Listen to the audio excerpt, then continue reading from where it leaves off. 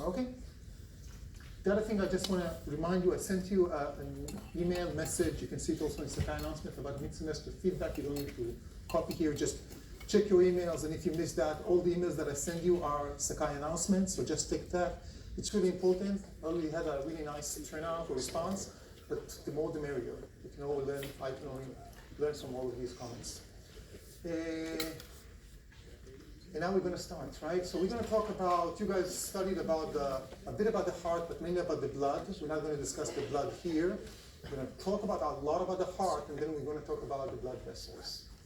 And if you want to summarize, I guess, the importance of blood, there's no other person that can summarize it better than this.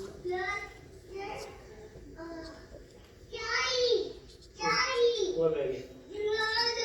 What? What? Baby's got what? What does he have? Where?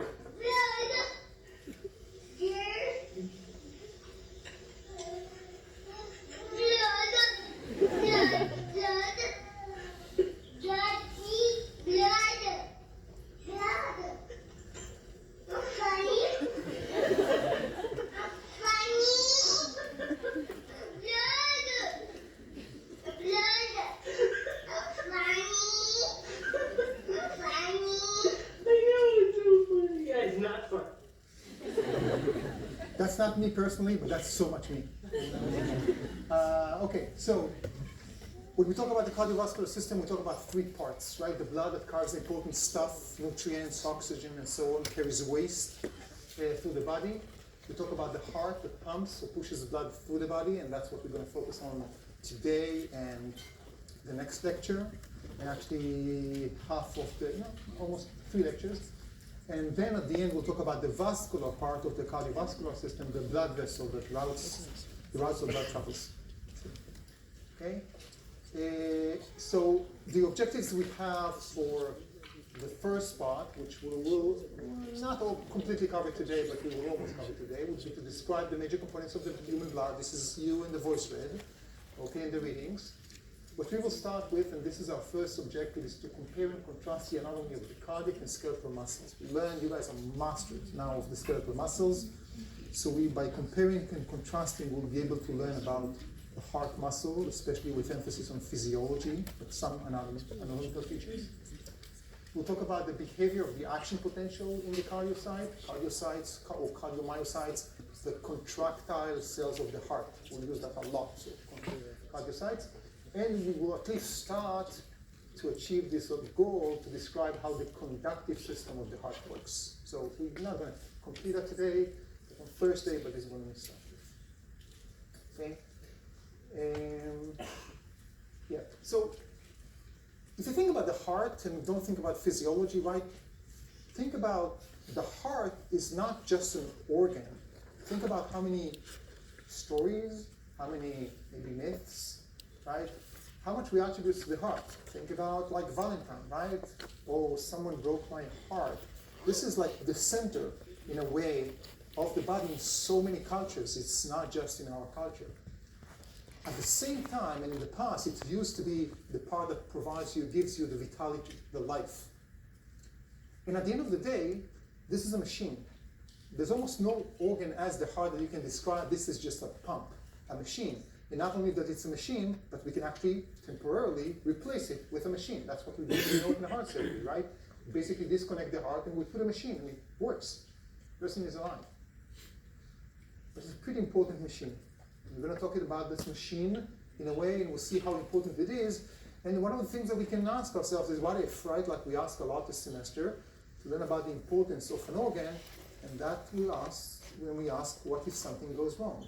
And you can see how important that is, because this is the leading cause of death in the United States and in many other developed countries. Okay? And these are just basic numbers from 2016.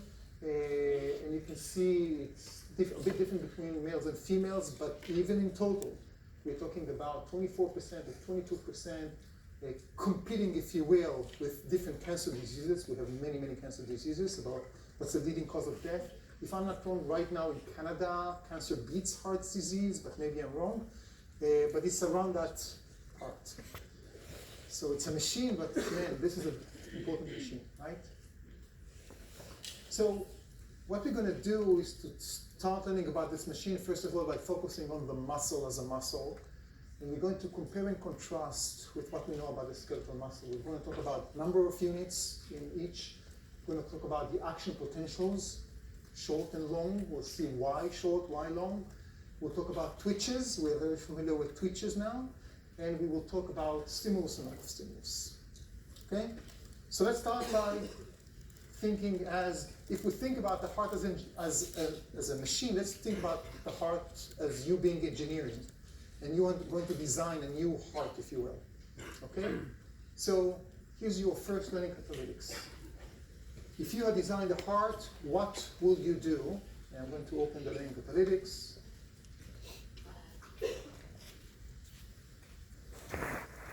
But this is one of those questions where each one actually can be correct, right? There's no really one that is bad. The question is whether as engineers, we're going to have a more effective machine or less effective machine. So first of all, let's try to think about, these are 4 different answers. So innovate each muscle with a single axon, that can work, right? That can happen, okay? But why wouldn't we do that? What do we want from the heart that this will not be the perfect machinery to achieve this? So I'm going to spend too much energy, why? Why do I want the heart to, when we talk about contraction of the heart, we want all of them together, right? So as you say, if I'm going to contract all of them together in unison, then why just tell each cell contract, instead just have the whole thing working together, right? Innovate each muscle with multiple axons, even worse in that sense. Again, this can not happen, but this can hypothetically be a solution, just not a good solution. So now, the idea is maybe we can just innovate, control just a few cells, and allow them to communicate with each other. Which is, by the way, we didn't talk about smooth muscle cells, but that's exactly the same thing that happens with smooth muscle cells. We don't innovate each and every smooth muscle cell. So now, the big debate, tight junctions or gap junctions. Who wants to share? Why did we choose? Let's first talk about tight junctions. When did we talk about tight junctions? When did we mention them? Diego. The capillaries, and when we talked about just binding, and then about the BBB, right? So they provided less leakage in between the cells. Gap junctions help us in what? Dana? Electrical coupling of electrical and chemical, or electrical and chemical coupling, right? And we discussed it when we talked about the electrical synapses in the nervous system. We made 2 axons or 2 neurons behave as one. And that's exactly what we do here. So that's the way, if we just generate an action potential in a given cell, those sodium ions that will generate the action potential we are so familiar with will just diffuse into the next cell through the gap junctions, and will generate an action potential over there. But then, one thing, and without even asking, I'm pretty sure that some of you thought about that idea, if we think about the tight junctions, if I want cells to contract, then I want to make sure that they do not detach from each other. I want to make sure that I hold them really tightly with each other, right? Otherwise, it would be crazy. That might be the reason why some of you chose tight junctions, but tight junctions are not there for that purpose. Tight junctions do not hold the cells together. Tight junctions are between the cells to make sure things cannot diffuse in between them. So we need another type of junction that will just hold these cells together, glue them together, if you will. So the heart can work as a unison, and this is what we're going to introduce shortly. So when we compare and contrast the basic gross anatomy and the molecular anatomy of the heart muscle, compared to the cardiocytes, we're talking about the contractile cells of the heart. And when we compare the microscopic anatomy with the regular skeletal muscles, we will see a lot of similarities, but some differences. First of all, when we dive in, this looks pretty familiar, right? From before fall break, if you did not erase your memory during fall break. Sarcoplasmic reticulum, T-tubules, microfilaments, the same story. Calcium, saponin, tropomyosin, exactly the same mechanism. So that part is very similar. But we see some anatomical differences. First of all, skeletal muscles, when we look at a given skeletal muscle, what do we see? If this is the organ, okay, from here to here, the whole organ, how would the muscle cells or the fibers will look like? When will they start? Where will they start and where they will finish? All along the length of the muscle, right? So they are long, relatively long, thin cells. Here, these are very short cells. The second thing is the junctions, okay? And here come the desmosomes. These are the junctions that I just mentioned. I've given them the name. The name is the desmosomes. Desmosome is not a protein. This is a junction composed of multiple proteins, mainly coherins, but never mind the names of the proteins. That's not important for our sake. They basically hold the cells together. They're also attached to cytoskeleton inside the cell. Intermediate filaments, for those who took cell biology, you don't need to remember intermediate filaments, if you don't remember what that is. So they're held strongly to each other.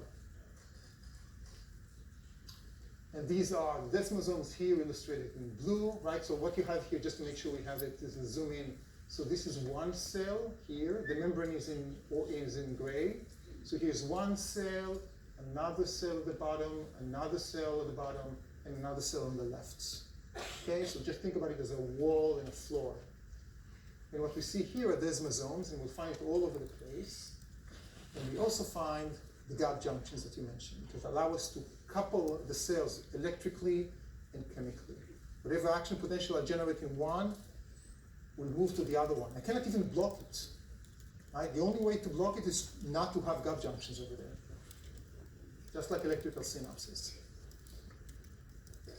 This allows the heart to act as a single functional unit that contracts in unison.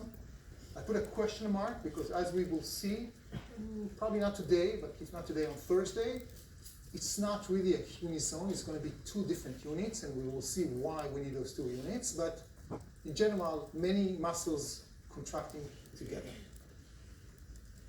Any questions about all the differences here? Similarities and differences.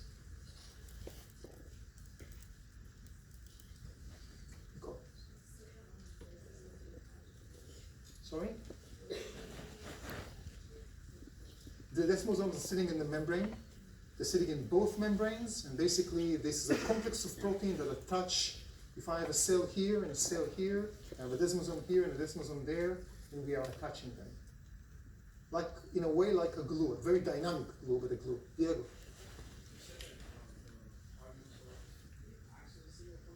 I'm saying that a heart muscle will act almost as a single. We'll see later that it's actually not going to be a single, it's going to be more than one, and we're going to control it, and we'll see how, because we don't really want all the heart to contract as one unit, but we want some parts of the heart to act as one unit and some other parts to act as another one unit, single unit.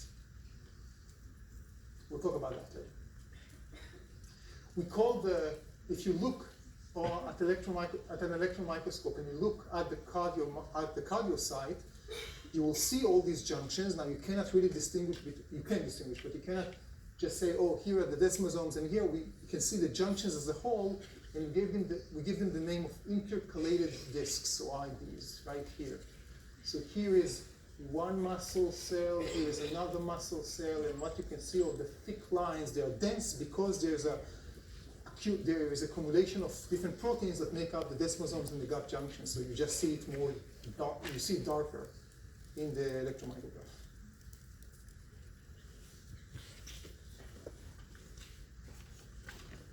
Okay, so these are the major anatomical differences. Now let's talk a bit about what's similar and different in the physiology. So now we're going to talk about the muscle, and especially about muscle cell. Okay, so this is a skeletal muscle, and hopefully, again, we just learned about it last week or so, right? We're very familiar with the twitches, with the responses to a single stimulus, right? And we talked about it's a stimulus of a motor unit, but right now we'll just think about it as muscles. And we talked about the fact that we have a latent period and then contraction and relaxation. That's a skeletal muscle. How does the cardiocyte twitch or contraction relaxation cycle looks like? Basically the same. Now there are many things here, okay? So wait with it slowly. There are many colors here. What I want you right now to focus, we'll talk about all the other stuff, but right now just to focus on the blue line, the blue plot here.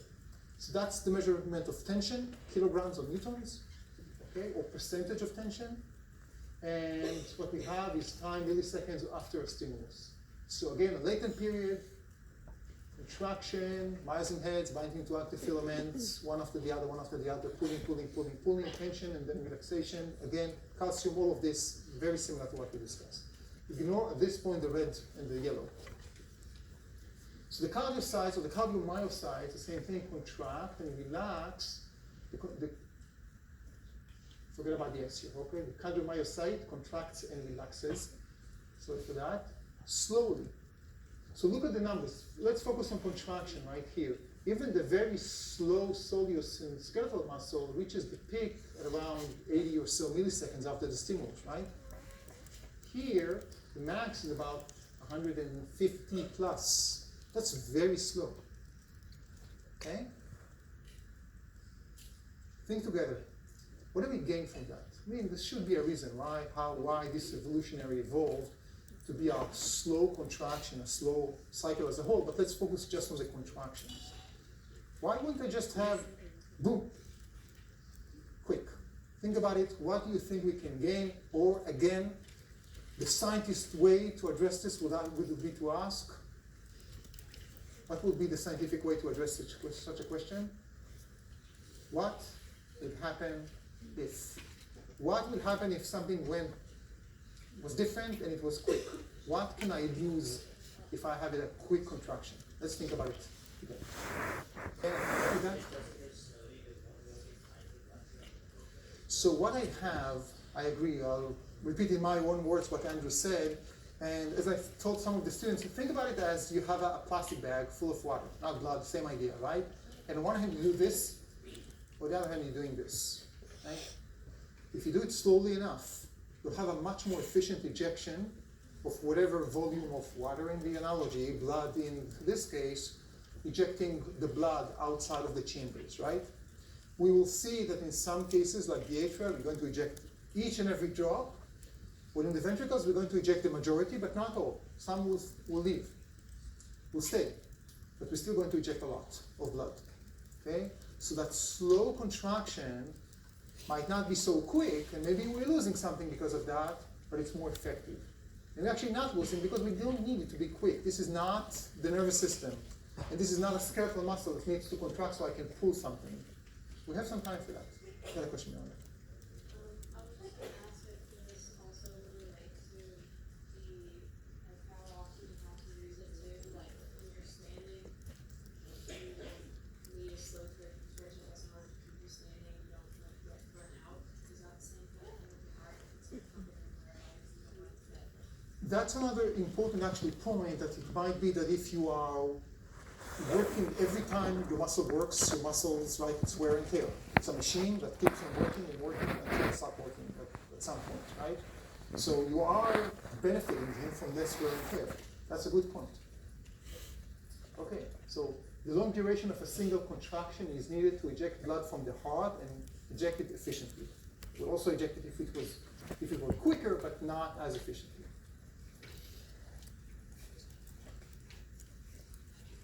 So now let's talk about the other colors here, the other plots, and that's the one we'll see with the red. In the red, what we're looking at now is the membrane potential. So let's focus on the action potential. Okay, I'll go to another slide. This is just to remind you what you guys are very familiar. Is this an axon or is this a muscle membrane? Tell me, just by looking at it. You're saying muscle. Why muscle? How do you know? It's the same idea, depolarization, repolarization. How do you know it's a muscle membrane? If the resting membrane potential is negative 85, negative 90, right, it's not negative 70. So that's some skeletal muscle. Okay, so just to remind us all, right, we have the depolarization phase, we have the stimulus, we reach a threshold, voltage, sodium voltage get a chance to open up, the activation gates are slow, activation gates are quick, hopefully we all master this now. And number one, we have depolarization, we reach a peak. What made us reach a peak and not continue? Remind me, I'm gonna count to 3, I wanna hear that all, okay? What was the factor that was responsible for the peak? 1, 2, 3. This is so lame. 1, 2, 3. Inactivation gates of the sodium, right? Not the potassium gates. Great. And now we have polarization, repolarization. And who is responsible for the repolarization? 1, 2, 3. Potassium voltage heat chance. We learned something this semester. Wonderful. Okay, and then we go to the undershoot and everything. When we talk about the cardiocyte and we look and measure the action potential, it starts exactly the same. Okay? The number one is the same number one. We start negative 85, kind of the same resting membrane potential, reaching a threshold, sodium, activation gates open up, reaching a peak, inactivation gates of sodium are responsible for reaching the peak and not continuing. Everything is perfect, the same thing as we are familiar with. Potassium voltage gated channels has a population of gates opened up at this point. They started opening up in the beginning, just like the case of the skeletal muscle or of the neurons, and then they lead to repolarization. But now we see a major difference in two. We just started with repolarization, we're not going all the way. Something happened here that kind of like blocks this trend, if you will, and reaches a plateau phase. And that plateau phase is extremely long. That gap here is just to show you how long it is. Look at the numbers. So you reach the peak, you reach full repolarization in 1.5-ish, 1.6 milliseconds. And here you reach full repolarization so late, right? Hundreds of milliseconds. So first of all, how do we achieve? We'll talk about what we gain from that, but how do we achieve that? We achieved it by a new type of channels. Function follows form. Something needs to be different in the form, in the anatomy. And these are going to be calcium or slow calcium voltage gated channels. So slow calcium channels in the membrane of the cardiac muscle or the cardiocyte or the cardiomyocyte compete with potassium channels, resulting in a plateau phase. What do I mean when I say compete? Why compete? Think about the type of channels. Why do we use the word compete? How do I get a plateau phase, basically? What's going on there?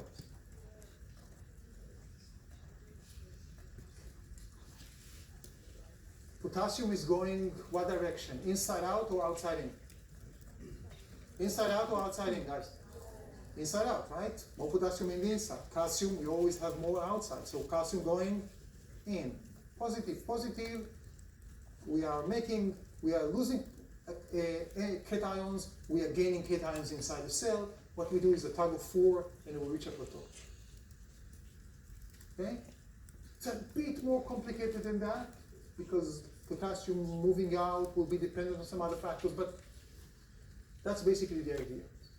So we have a plateau phase, and then we have a much longer action potential.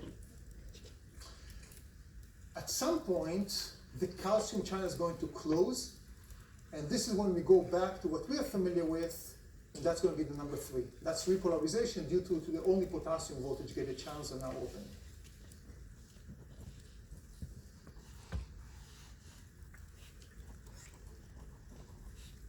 Now, when you look at that, coming back to a question I asked you in the first exam, and actually something we also did here in the class, but especially in the question in the first exam.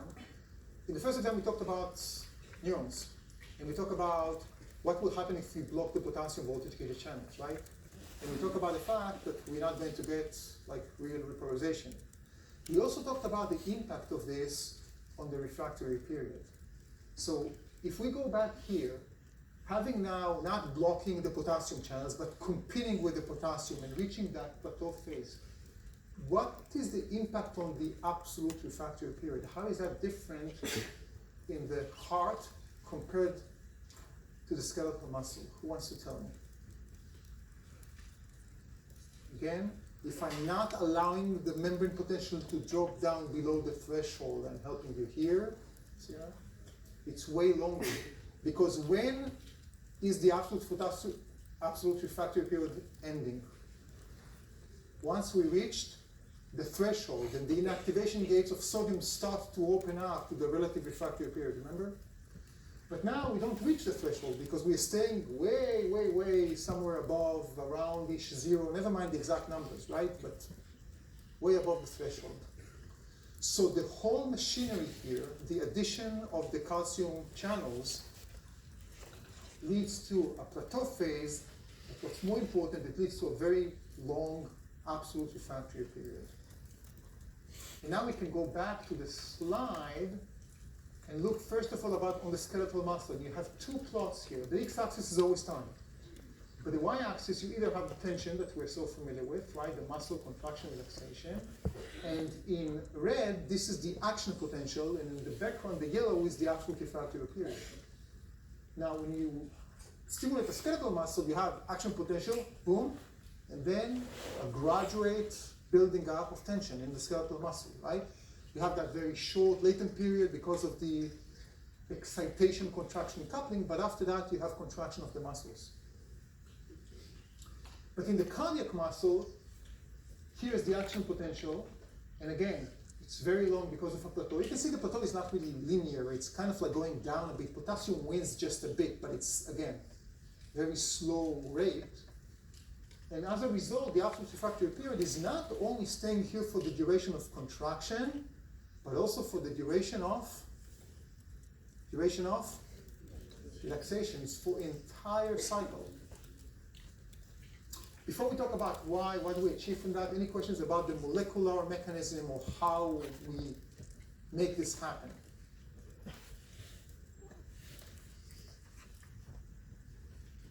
Okay. So the plateau period extends the duration of the action potential because there's no repolarization in the beginning, only at the end. As a result, the absolute refractory period lasts throughout the plateau period and throughout the whole cycle. So there's no new contraction until the muscle completes contraction and relaxation because the membrane is not responsive, the channels are not responsive. So now let's take all those pieces of the puzzle and make sure we got it. Kind of like why question.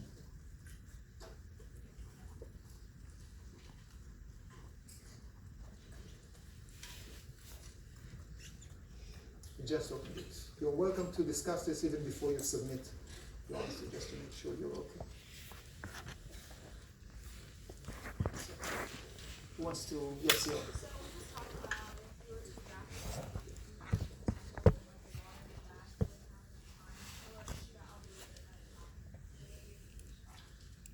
So I'm following up on what Sierra started to say, coming back to my bag with the water, right? So I'm contracting slowly, so I'll have efficient one, right? And now let's imagine a case of what if. Well, let's say we didn't have a long extended action potential or absolute refractory period, but we'll just have a short one, like a skeletal muscle, right? So I injected a lot. Now, what's the next step? I need to, help me? Relax, right? You fill up with blood or water, okay? So I'm relaxing, and then I'm getting another stimulus. What's going to happen now? I'm going to contract again. So I wasn't able to refill, right? So the first part, the slow contraction, allows us to do a very efficient, a highly efficient ejection. The second part, the long absolute refractory period, provides what we call the tetanus, or tetanic contraction. Tetanic contraction is one contraction after the other.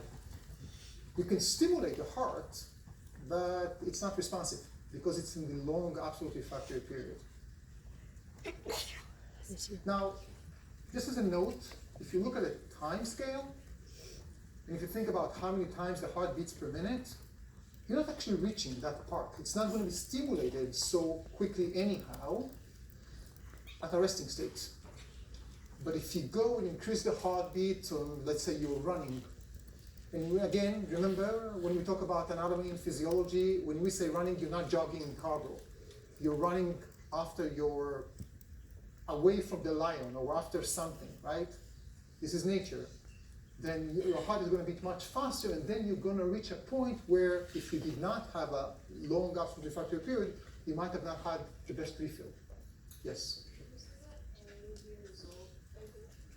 I would say that A is mainly a result of the slow contraction that we discussed earlier on.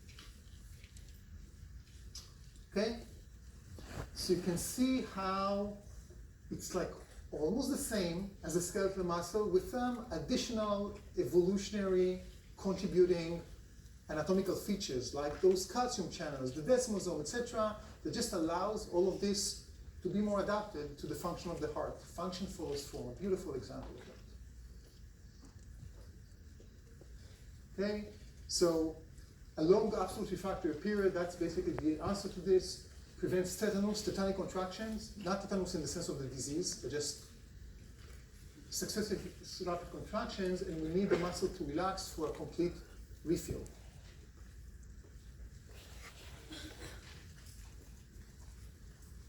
Okay, so to summarize, all our compare and contrast, we talk about the fact that cardiac muscle cells interact with desmosomes and gap junctions. Desmosomes to hold them together, gap junctions to couple one to the other electrically and chemically. Cardiac muscle acts as a single functional unit. We'll see not exactly a single, but almost as a single. One single contraction is slow, exists for about 200 milliseconds in a long absolute refractory period, prevents tetanus and allows for an effective refill, and this is due to the new feature of the calcium channels. Okay. We basically covered the three. Now let's start to talk about the conductive system of the heart. We'll separate the story into two stories, one the conductive and then the contractile part. Can a skeletal muscle contract spontaneously without a stimulus? Can it happen? A skeletal muscle, can it contract without a stimulus? It has to have a stimulus. Where is the stimulus coming from? A nervous system, right? Our brain tells my hand to contract. That's it, period. It cannot happen spontaneously.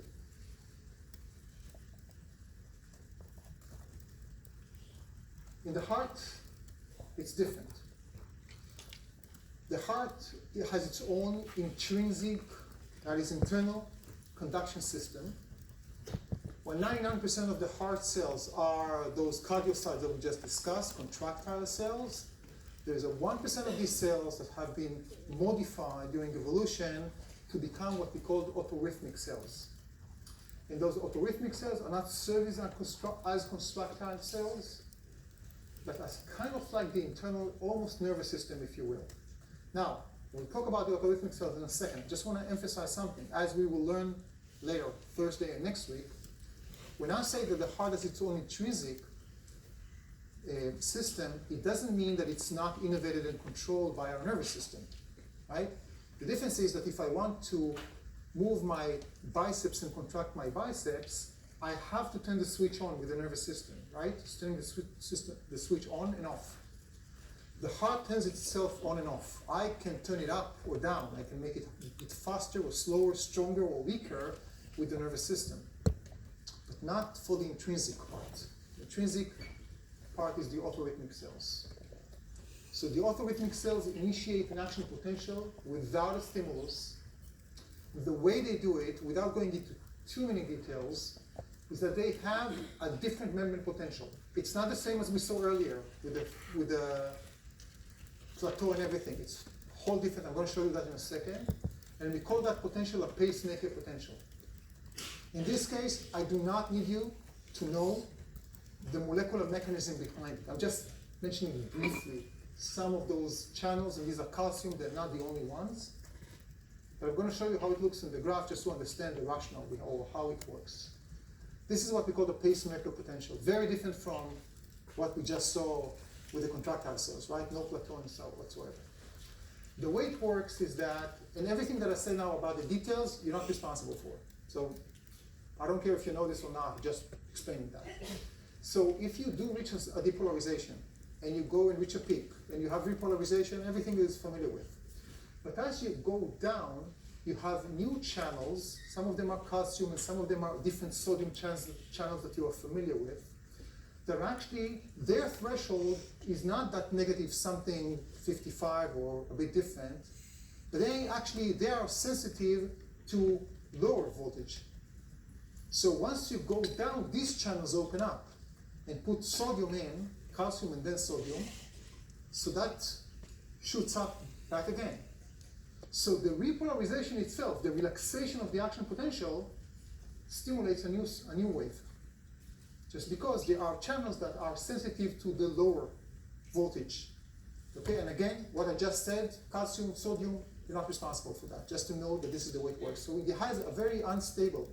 From the very first one stimulus that the embryo had when the heart started to function, from now on you don't need any more stimulus.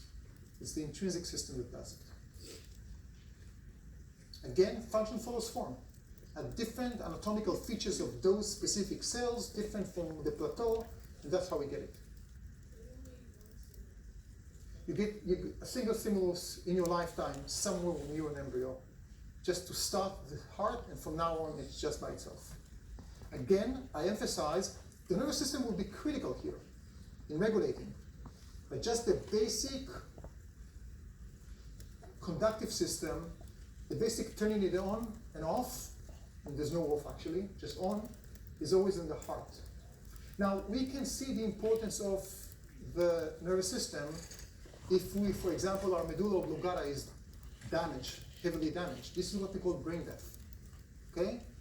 Because the medulla oblongata, as we will learn next week, is going to control the heart. And although you're brain dead, your heart's still pumping. This is this very sad, devastating time when the doctors will go to the family, to the relatives, and will say, we're so very sorry, the heart still pumps, it will not work like this. This person is going to die officially very soon, and this is when they talk about transplant and such. The heart will function by itself, but not for a long time, because it needs to be turned up and it needs to be turned down to do anything, almost anything, and you don't have it without the nervous system. But the heart just beating basically will continue to beat for some time. Carl, you had a question. So the defibrillators at the hospital? We'll talk about that. Defibrillator, great question. We'll talk about that. This is the defibrillator, I'll just say it right now. It's kind of like, let's restart this whole system. There's a short, let's make a short, let's start it to see if something works. Wonderful question. Yes, Yo. So you said there's nothing in the nervous system that turns heart cells on or off. It's all automatic, but as a fetus you do need one stimulus in order to like start the whole process? Yes, that will come from the nervous system in the beginning, yes. Okay. Yeah. Okay, so let's talk about those autorhythmic cells. They're not just there, they're organized in a very beautiful architecture, because we need, again, to not just to generate an action potential, but to propel it, right, throughout the heart, just like we have in the nervous system.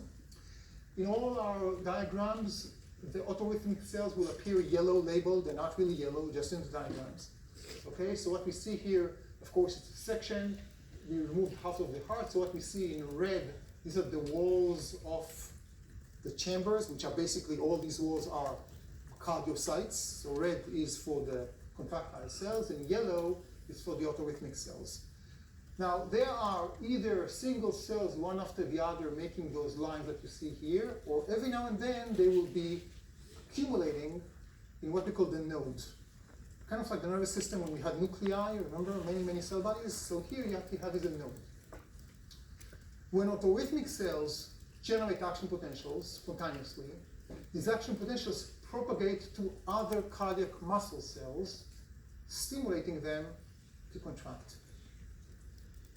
So they serve again as kind of like an internal nervous system, telling, we'll see how they tell that, to the neighboring contractile cells, here you go, here's an action potential for you, and here's an action potential for you, and then the cardiac cells will contract as they know. If I am now an autorhythmic cell, right? And Kara is a contractile cell right here, and I want to tell her, action potential, please contract. How am I going to tell that? How are we going to connect? How am I going to say that? That would be really efficient. You know, gap junctions, wonderful. So if we're having